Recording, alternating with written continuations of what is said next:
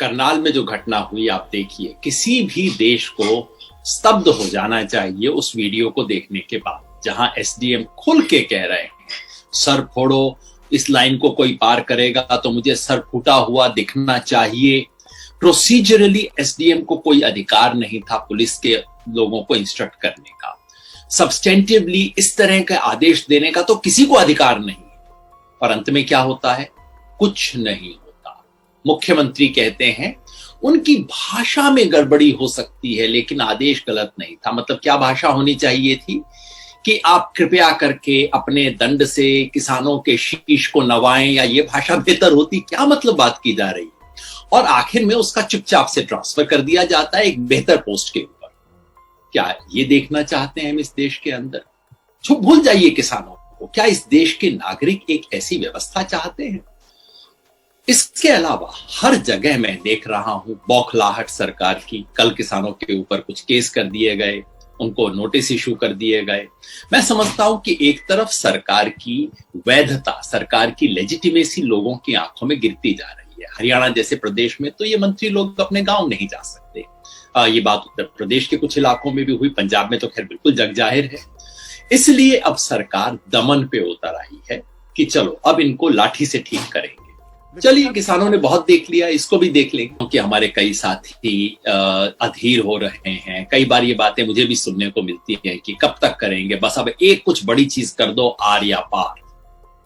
लेकिन सौभाग्यवश इस आंदोलन का नेतृत्व ठंडे दिमाग से सोचता है, और नेतृत्व ने बार बार कहा है कि हमारी आंदोलन की ताकत है हमारी शान। एक भी बार यदि हम ऐसा कुछ करते हैं जो कि शांति को भंग करता है, या हमारे किसी कार्यक्रम के बहाने किसी और को मौका मिलता है शांति भंग करने का, हमारे आंदोलन को नुकसान होता है। तो किसान में कुल मिला के धीरज है। किसान अपनी फसल भी धीरज से उगाता है, धीरज से रहता है, काटता है, और मुझे विश्वास है कि किसान इस फसल को भी, इस आंदोलन की फसल को भी धीरज से काटेगा और उसके बाद घर वापस जाएगा। वही तो कवायद है, सरकार यही तो चाहती है। सरकार चाहती है कि ऐसी स्थिति कर दो कि ताकि ये थक जाएं, ये टूट जाएं, इनका सब्र का बांध टूट जाए, और फिर उसके बाद ये सारे सरकारी और दरबारी लोग हमारे ऊपर पिल पड़े, देखिए किसानों ने क्या कर दिया, देखिए किसानों ने क्या कर दिया। कोई ये नहीं पूछता कि भाई इन लोगों ने इतने 7 महीने अब हो गए, ये लोग बात क्यों नहीं कर रहे हैं किसानों से? किसान हर बार कहते हैं हम बातचीत के लिए तैयार हैं, खुले हुए हैं, लेकिन इस बीच हम चुपचाप नहीं बैठे हुए हैं।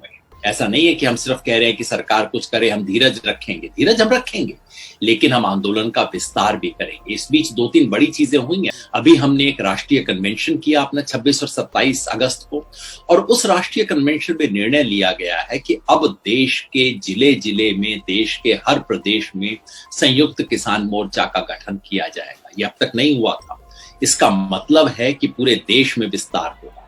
25 तारीख को अब एक अलग तरह का अनूठा भारत बंद किया जाएगा, जिसकी पूरी आउटलाइंस बनाई जा रही है। ये हमने प्रयोग पश्चिम बंगाल में किया। हमें लगा कि देखिए, सच बात ये और पूरा देश जानता है कि इस वक्त आंदोलन की मांग स्वीकार करने के रास्ते में केवल एक ही रोड़ा है। ये मंत्री वगैरह रोड़ा नहीं है, ये तो बेचारे हाथ जोड़ के प्रधानमंत्री को कहते हैं कि भाई मान लो इनकी बात, हमारा पिंड छुड़ाओ। हरियाणा के मुख्यमंत्री दिल्ली आके हाथ जोड़ते हैं प्रधानमंत्री के सामने कि भाई प्लीज इनकी बात मान लो। ये बेचारे रोड़ा नहीं है, असली रोड़ा है प्रधानमंत्री का अहंकार। अब इस देश के प्रधानमंत्री को अहंकार की बीमारी है, तो भाई अब जनता को सीधी तो करनी पड़ेगी। देश को चिंता होनी चाहिए प्रधानमंत्री को इतनी बड़ी बीमारी है। हम दवा कर रहे हैं, गोली दे रहे हैं पिछले 9 महीने से, साधारण गोली कैप्सूल से ठीक नहीं हो रहा। तो फिर हमने बंगाल के अंदर एक छोटा सा इंजेक्शन देके देखा। आपको ध्यान होगा, बंगाल में संयुक्त किसान मोर्चा ने जाके घोषणा की थी कि हम किसी के पक्ष में नहीं, बस केवल एक बात कहने आए, इस किसान विरोधी बीजेपी को हराओ। अब मैं नहीं कहता कि केवल हमारे करने से हुआ, लेकिन उस इंजेक्शन का देखिए कुछ तो असर हुआ, कुछ तो मैसेज गया, लेकिन मरीज अभी तक पूरा ठीक नहीं हुआ है। तो आपकी बात ठीक है कि अब उन्हें कोई बड़ा इंजेक्शन देने की जरूरत है। चुनाव तो बाद में आएंगे, मगर उत्तर प्रदेश का जो जनमत है, हमारी ऐसी समझ है, उत्तर प्रदेश में अगर जनमत बदलेगा, पश्चिमी उत्तर प्रदेश में बदला है, कई इलाकों में ऑलरेडी बदला है, लेकिन अगर पूरे उत्तर प्रदेश में बदलेगा तो ये वो बड़ा इंजेक्शन है जिससे हो सकता है मेरा मरीज ठीक हो जाए। तो किसान आंदोलन उसकी भी कोशिश कर रहा है। प्रधानमंत्री के स्वास्थ्य की चिंता तो हम सबको ही है।